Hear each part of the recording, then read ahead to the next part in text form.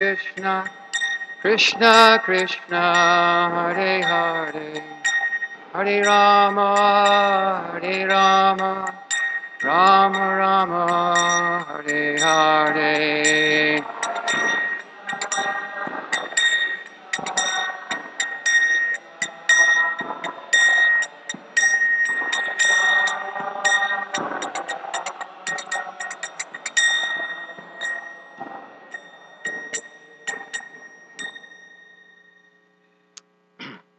Jayom Vishnupad Paramahamsa, Parivrajikacharya Asto Tadasata Shri Srimad, His Divine Grace, Abhay Charanaravinda Bhaktivedanta Swami Maharaj Srila Prabhupada Ki, Ananta Koti Vaishnava Vrinda Ki, Grantaraj Srimad Bhagavatam Ki Jai, Shri Harinam Sankirtan Ki Jai, Samaveta Bhakta Vrinda Ki, all glories to the assembled devotees, all glories to the assembled devotees, glories to Shri Shri Guru and Gauranga.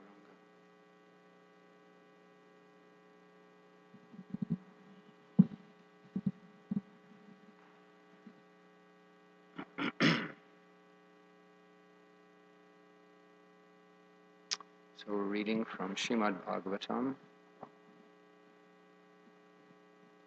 6th canto, 11th chapter, text 21. Narayanam namaskritya naram chaiva narottamam devim saraswatim vyasam tato jayamudirayat. Nashta prayeshva bhadreshu nityam bhagavata sevaya bhagavatyuttama shloke bhaktir bhavati naishtiki. Nama om Vishnupadaya Krishna Prastaya Bhutale Srimate Bhaktivedanta Swami Niti Namane. Namaste Saraswate Deve Gauravani Pracharine Nirvisesa Sunyavadi Paschata Desitarine. Om Namo Bhagavate Vasudevaya.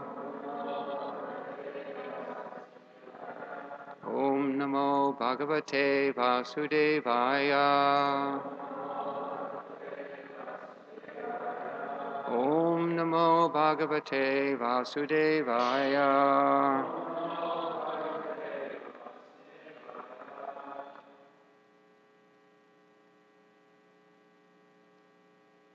Text 21.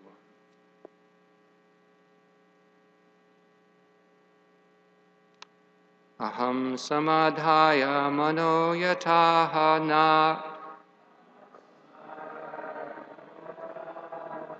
sankarshanastach charanaravinde.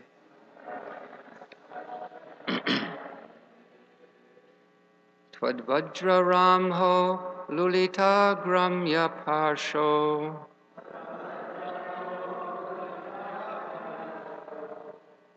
Gatim muner yam yapa vidha lokaha. Aham samadhaya mano yataha na sankarshanastach charanaravinde. Twadvajra ramho lulita gramya parsho. Gatim muner yam yapa vidha lokaha.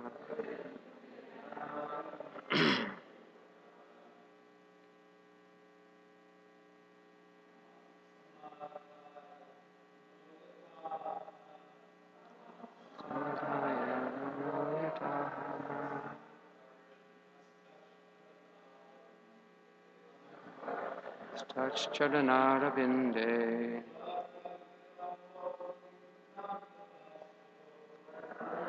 Namo Lilatka Gramya Pasho. Gatim Muner Yam Yapa Vidha Loka.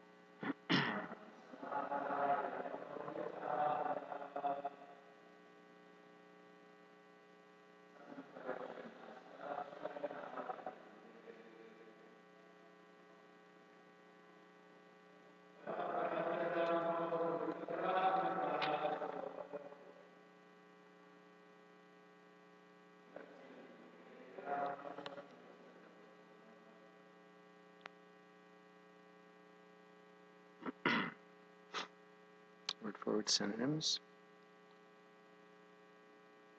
Aham, I, samadhaya, fixing firmly, manaha, the mind, jata, just as, aha, said, na, our, sankarshana, Lord Sankarshan, tat charana aravinde, at his lotus feet, tvat vajra, of your thunderbolt, ramha, by the force, lulita, torn, gramya, of material attachment, pasha, the rope, gatim, the destination, mune, of Narada Muni and other devotees,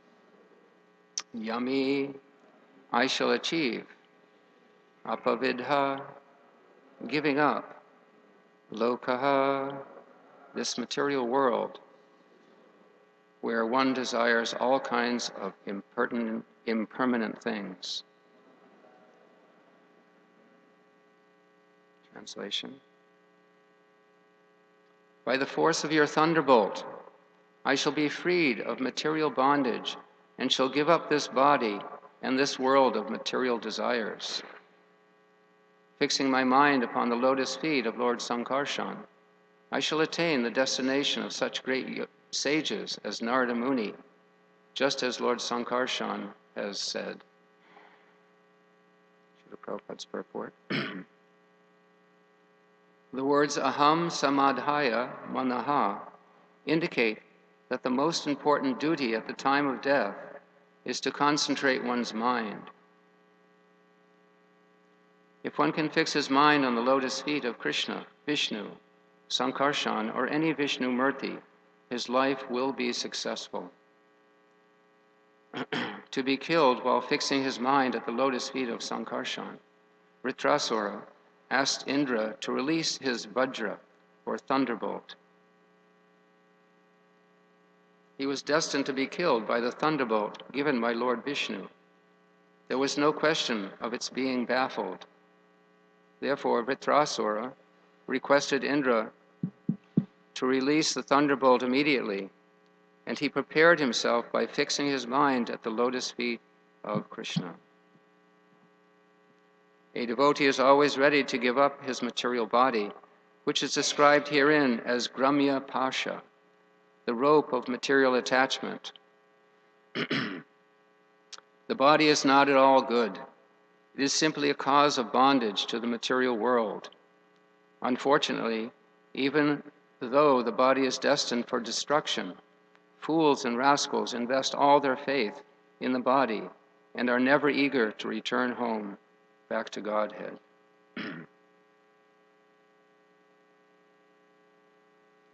Om Jnana Timrandasya Jnananjana Shalakaya Chakshuruninitam Jena Tasmai Shri Gurave Namaha Shri Chaitanya Manobhistam Stapitam Yena Bhutale Swayam Rupa Kadamayam Dadati Svapadantikam Jai Shri Krishna Chaitanya Prabhu Nityananda Shri Advaita Gadadhar Shivasadi Gaur Bhakta-vrinda Hare Krishna, Krishna Krishna, Hare Hare, Hare Rama, Rama Rama, Hare Hare.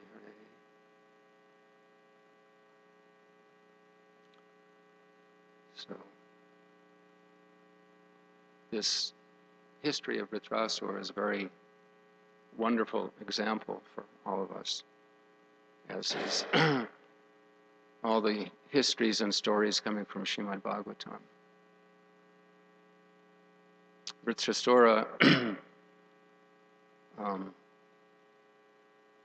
such a great and powerful personality, and practically great monster. I thought this would be, if someone could make a movie of this, it would spread the Krishna consciousness philosophy very nicely. Vritrasura he has this most amazing, a mystic creation, this gigantic body, just by his meant to fight and intended to destroy Indra and Indra's army, and he was thus in the process in this story, and just by his stepping, he was crushing innumerable of Indra's soldiers. Just almost unbelievable to our brains, but this is the power, the mystic power. Vashta created this demon and chanted. What's the mantra? Om Indra, Indra Svaha. That created this great enemy of Indra. Although we know Vritrasura is a great devotee, by some little mistake in his previous life, he was cursed to become a demon. So, though having this tremendous body that any conditioned soul would have been tremendously proud of and attached to, Vritrasura was completely detached, always thinking of the Lord, Sankarshan, Lord Vishnu. So great Vaishnava. But he was cursed and directed to perform these activities of being a demon, being an enemy of Indra and his army. So he did that.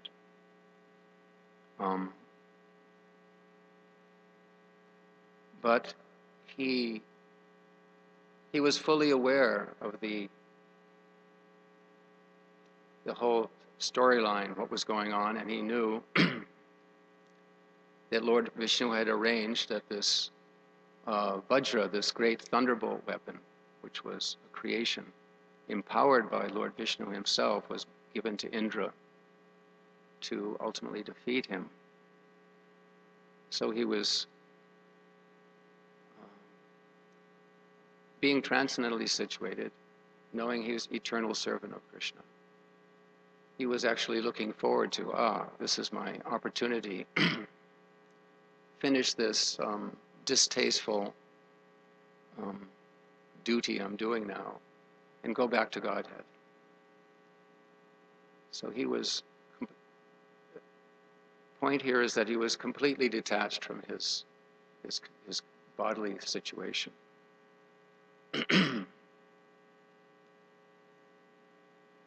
As opposed to we conditioned souls who are in this world because of material attachment.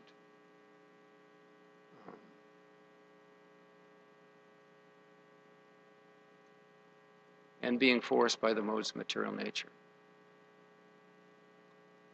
So, in this state of ignorance, our disease is the bodily concept of life. So in the bodily concept of life, we remain attached, and the body is one thing, but the subtle body, the material desires, and all impressions within the mind are carrying us from one life to another. And for most people, as we were hearing last night, most of the population, especially in Kali Yuga, completely submerged in this ocean of nescience, of ignorance, don't actually understand their own identity. And so it's just going on and on, not understanding that they're an eternal, blissful, conscious being, part and parcel of the Lord. They're forced to continue. But here,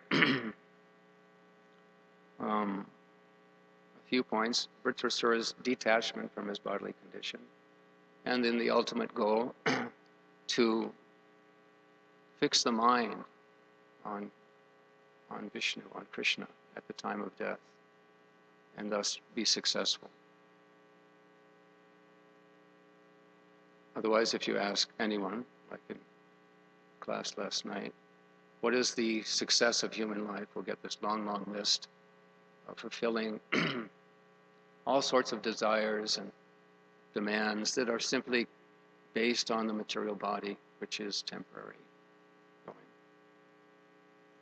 But Bhagvatam says, very important verse, many of us have or its second canto, first chapter, Etavan, Sankhya Yoga Bhyam Swadharma Parinishtaya Janma Labha Parapungsam Ante Narayana Smriti,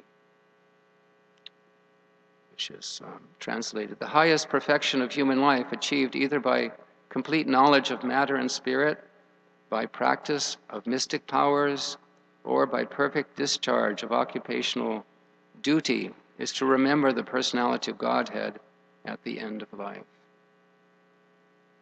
So, Prahlad Maharaj says that almost no one knows this. Nate vidu svartakatim hi Vishnu. No, nobody knows the goal is Vishnu. And why? Because drashaya ye bahir arthamanina.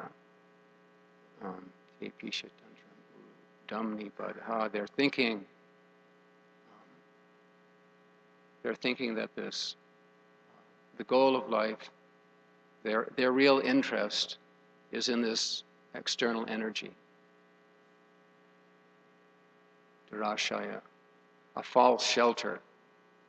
And they become very attached and to the senses and the objects of the senses. And this is like a strong rope tying them up to this material world. So Srila Prabhupada, at the end of the purport here, says the body is not at all good. And he's defining a couple words in this verse. Gramya pasha, the rope of material attachment. So, which is the body, and the subtle body with all the material desires. It's keeping us locked into this cycle of birth and death. We cannot finish the course, pass the test, get a degree, and get out. We have to keep taking it again and again, learning the hard lessons. But because of very dull intelligence and no transcendental perspective, the conditioned soul just continues again and again in the cycle of birth and death.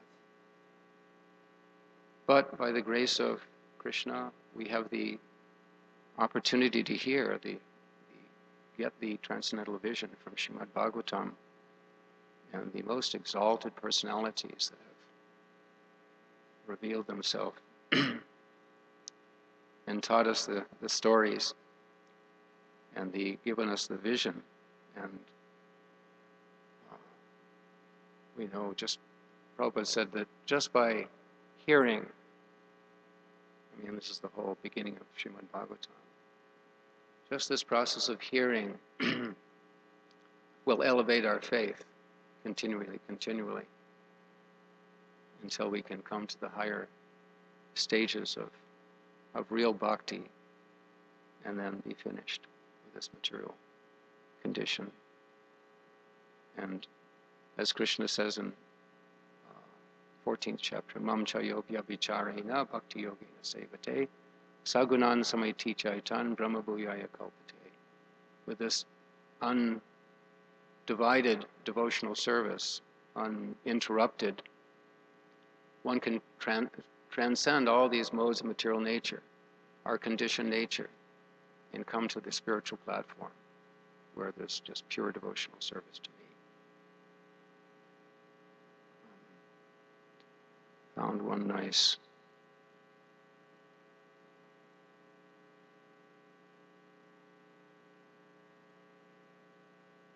other statement in the Srimad Bhagavatam in the second canto, 7th chapter. Srimad Bhagavatam is full of very direct statements, all encouraging in this way, that to give up interest in the material condition and take shelter of the Supreme Lord and the goal of getting out of this cycle of birth and death. So 2.7.42. But anyone who is specifically favored by the Supreme Lord, the personality of Godhead, due to unalloyed surrender unto the service of the Lord can overcome the insurmountable ocean of illusion and can understand the Lord. But those who are attached to this body, which is meant to be eaten at the end by dogs and jackals, cannot do so. And if you don't mind, Prabhupada's purport is very wonderful here. I'll read. The unalloyed devotees of the Lord know the glories of the Lord in the sense that they can understand how great the Lord is and how great is his expansion of diverse energy. Those who are attached to the perishable body can hardly enter into the realm of the science of Godhead. The whole materialistic world, based on the conception of the material body as the self, is ignorant of the science of God. The materialist is always busy working for the welfare of the material body, not only his own, but also those of his children, kinsmen, community men, countrymen, etc. The materialists have many branches of philanthropic and altruistic activities from a political, national, and international angle of vision, but none of the field work can go beyond the jurisdiction of the misconception of identifying the material body with the spirit soul. Unless, therefore, one is saved from the wrong conception of the body and the soul, there is no knowledge of Godhead, and unless there is knowledge of God, all advancement of material civilization, however dazzling, should be considered a failure. That's the statement of early in Bhagvatam also. Despite all austerities, penances, culture of knowledge, if we don't awaken our loving affection and devotion, service to the Supreme Lord, then shrama eva hi kevalam, useless waste of time. As we'll just continue on the path of birth and death. Now found another wonderful contribution by Srila Bhaktivinoda Thakur from the Kalyana Kalpataru, a song entitled Bodily Beauty is Temporary. This is a little encouraging to the side of reality. O my mind, my dear friend, why is your bodily beauty such an object of your proud vanity? This body is temporary, and there is no certainty whatsoever of permanence. After Yamaraj has paid his visit and taken your soul away, this body will then become cold, the eyes will remain motionless, and in the fiery funeral pyre it will simply turn into ashes. Second one. Mind, you repeatedly behold the lovely handsomeness of this face, which is your favorite object of constant vanity. It will simply become delicious food for dogs and jackals. At that time, where will you keep all the decorative ornaments and valuable clothes which you hold in such high esteem? And one more. Your beloved wife, sons, and friends will take you to the crematorium, and after burning you, they will simply return to their homes. You belong to whom, and who belongs to you? Now just try to grasp the essential significance of all this. That is, the destruction of this temporary body will definitely come to pass. So, Krishna very clearly mentions in Bhagavad Gita, what is it, Mrityu Sarva Haraschaham, that I am in the form of time. I come as cruel death. Time I am, destroyer of the worlds. So,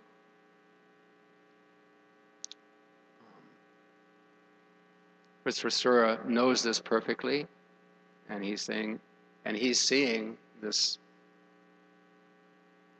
arrangement of the Lord and this, our Indra's Vajra weapon as Krishna coming to take him back to Godhead. And similarly, all of us should become fully conscious in this way. And as we were hearing also last night in class, there was mention of, from 13th chapter of Bhagavad Gita, all these, 19, 20 symptoms of knowledge, that that one be fully aware of the, Krishna says, the evil, omnipresent evil of birth, death, old age, and disease. We're not in denial, we're not unaware that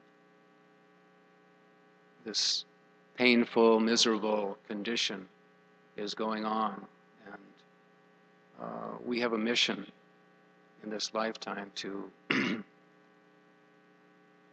to end it all, to come to the platform, the spiritual platform, through devotional service, to remove all our doubts about who we are and what is the goal of our life, where happiness is coming from, how we'll solve all the problems, which is all caused by accepting a material body.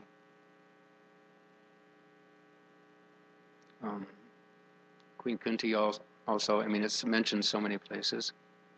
Queen Kunti also states how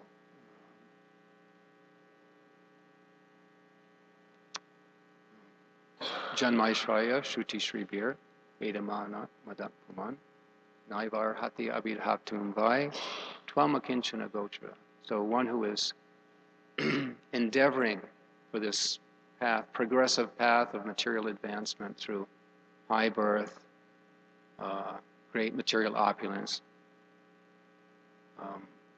learning, beauty. He can't advance on the path of devotional service. He can't approach the Lord with sincere feeling. Only one who becomes materially exhausted. So this is the example of Vritrasura. He has no material attachments. He was a great devotee in his last life, but due to some little mistake, he was cursed to become a demon. But he never lost that level of Krishna consciousness. So he saw this was okay. He was winding up. This is his last reactions. So similarly, what we have to do is to become that much attached to Krishna, and through the process of sadhana bhakti and the association of the devotees, association of Srimad Bhagvatam, and the power of the holy name, in a prayerful mood, humble mood, become free from all this material contamination and attachments. There's nothing we have else we have to do in this lifetime. And the direction is to accept whatever is favorable for advancing like that and give up whatever is unfavorable. So simply by hearing the histories of the very exalted devotees who are successful or becoming fully successful, then we can also embrace that principle. And that's Lord Chaitanya's direction, that Jivara Svupoi Krishnara Nityadas. Just go to the highest thing, that accept that I am eternal servant of Krishna. And the verse continues, Krishnara Tatasta Shakti Veda Veda Prakash, that we're a marginal energy of the Lord, simultaneously one with but different. And so we can be influenced by material energy or completely captured and enchanted by material energy. It's up to us. We can maintain our material desires or we can give them up. It's another song, Bhaktivinoda Thakur. Iche Maya Bashe Yacho Beshe Kacho Habu Dubu Bai Jeev Krishna Das, E Vishvas, Korlator Adukanai. So he's just saying, just accept that you're, or first, what is it? That you're diving and surfacing, you're floating on these waves in this ocean of Maya, just and struggling and suffering. Just, oh, Jiva soul, just give up your, just accept that you're an eternal servant of Krishna. And Korlator Adukanai, then all your unhappiness will go away, and the progress will be clear. Just advance in devotional service. in very great happiness to know that we know what is the goal. Otherwise, others don't know what the goal is. And then we develop another anxiety for those like the mood of Prahlad Maharaj, that is, he's simply anxious for those fools and rascals, Maya Sukhaya Baram Udvahato Vimudhan, those fools who are absorbed in Maya Sukhaya, illusory happiness, and they don't know, they cannot know what is the goal. They can't accept, as was being mentioned last night. A great atheist in England was saying, he's firmly concluded that there's no God and there's no transcendental spiritual thing within this body that's giving life. So they're totally convinced this is the demoniac nature. No God in control. Everything's just going on by chance and by the force of sex desire in this world. So I'll stop there if there's some question or comments.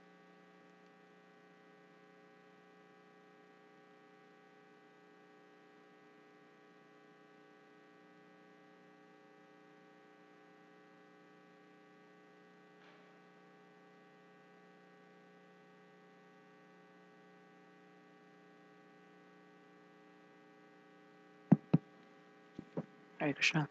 I was just wondering if you might be able to share like something from your travels around America and on books, like some encounter or some exchange with a particular student or a group that might be inspiring for us who are trying to also distribute books. Well, there's both. There's inspiration in two ways. The question was, relate something from our travels to universities, interacting with students, trying to distribute Prabhupada's books. Some negative inspiration and positive inspirations. My memory's not so great for too many specific interactions, but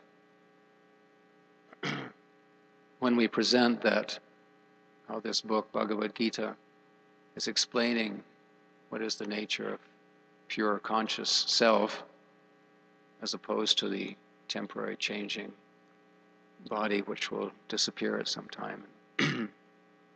So many are revealing that I never thought of this. I don't know. I mean, a major percentage was saying, yes, it's almost absent in modern education. Therefore, we think this is an important contribution, and we're inviting you to take this book. So it's very sad to see how bereft, our generations, and I mean, it's been going on, but how bereft they are from real transcendental spiritual information, or not to speak of a process for becoming awakened. So it builds a very strong determination for us to keep going and giving. As Prabhupada says, our mission is to educate people. But then other very positive experiences that people sometimes say, I've heard of this, or I've been thinking of these things, and somehow or other you've been sent, and actually people are sometimes very inspired when they say, oh, I've just been thinking about this, or I've been dealing with this, and now you've come to me with this book today. This is amazing.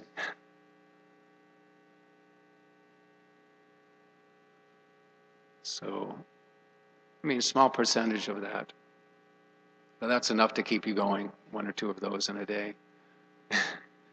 Fighting with those who don't appreciate, those who are kind of dull.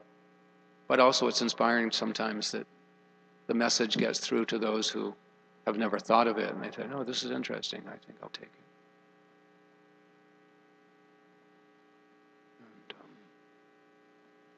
And Kaylee may have some specific, she seems to get all the really people, the seekers, and oh, somebody sent you to me. And whether even, sometimes they're so, the nice thing is sometimes they're so enthusiastic. And then we have to, right, we ask for a donation. Sometimes they, students just don't carry anything. So sometimes we just have to give them the book anyways, even if they don't have something. Well, I was just along what you were saying about Himanshu's question. It's really, really easy to get discouraged, to think that we're distributing all these books, but people aren't reading them. Because we often meet people who say they already got the books. But you don't, they've got a cigarette in their mouth as they're saying that. And, they're not changing in any way. So we don't have a lot of confidence that they're reading them. But anyway, it was really nice this week because we were going to schools in Wisconsin, University of Wisconsin campuses, and in Eau Claire, which is north, close to Minneapolis. It was really slow. And anyway, so this one girl took a book, and then she came back a little bit later because she only had like $1 with her, so she gave me $1 for Bhagavad Gita. And then she came back maybe a half hour later. She had a couple more dollars that she found, and she just started revealing to me. She said, I've been really on a search lately, and I've been asking for spiritual guidance. And all of a sudden, you randomly approached me today with this book. So I really take this as a sign that this is the spiritual guidance I was looking for. Then we went later to the Whitewater campus, which is west of Milwaukee. And again, a girl took a book at the beginning of the day.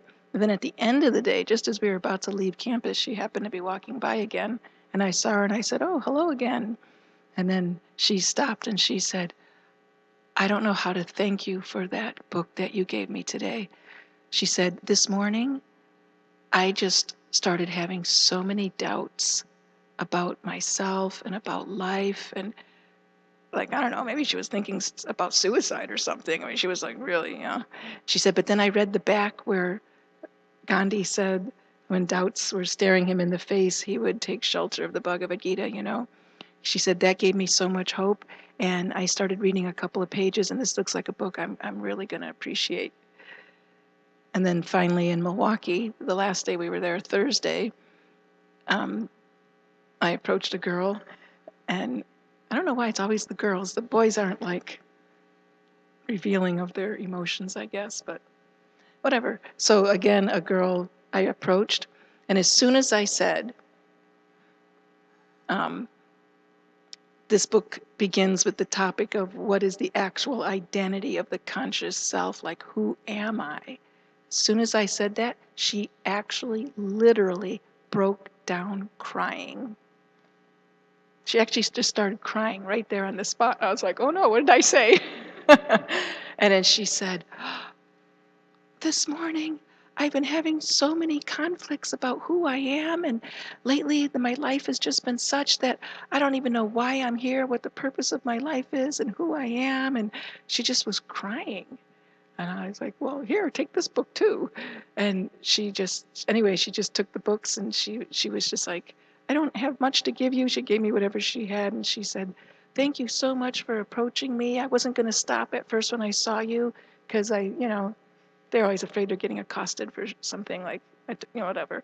So she said, I wasn't going to stop at first, but then, you really stopped me. So anyway, the point is that there really are people out there who are very, very much in despair. And like we said last night, how Henry David Thoreau said that the mass of people are leading lives of quiet desperation. So they are walking around with the big smiles on their face and looking all like they're into it. But when you really put that question in their face, if you will, personally, I don't like to just say, oh, yeah, these books are about yoga and meditation and how to be stress-free. I like to just get right to the point and say, it's talking about who am I, and what's the real identity of the conscious self. And some people really just get caught off guard and just, it hits them, that, wow. So, anyway. I just remembered one other story also. Just in Milwaukee, approached one girl sitting on the grass on the side of and she responded. She took the book. I started explaining the book, and I think I asked her something, and she said, "Do you know who the Amish are?" I said, "Yeah." She said, "I'm from the Amish community." I said, "Really? I didn't know that you went out to universities and all that. Unless you stay in your communities." Says, "No, we usually don't. But I had to leave my community." And she told me this whole long, sad story of all this mental and, societal abuse she had growing up. She said, people don't know there's a lot of problems in the Amish communities. She said, I left my family, I left my community. I've been out for 6 years. And I've just started to school the last, I don't know, year or 2 years, I forgot. And she was very, kind of an emotional story. And explained the book a little bit. And she was saying, yeah, I have a pretty bad opinion of religion now. I said, okay, well, that's okay. This is about pure consciousness and spiritual reality and how to experience it, the happiness of the self, the inner self. That's what yoga means. And she said, okay. She said, all right, I want to read this book. It's like she still had the desire, she had such bad experience, but I was just thinking, wow, Prabhupada's coming to rescue her from from just totally rejecting what, any spiritual direction in her life. So it's just nice to see how, by the grace of Krishna and the spiritual master, people are getting connected. If we go out there, distributing the books, distributing the holy name. Okay, anything else? Okay, thank you for your attention. Srimad Bhagvatam ki jai, Srila Prabhupada ki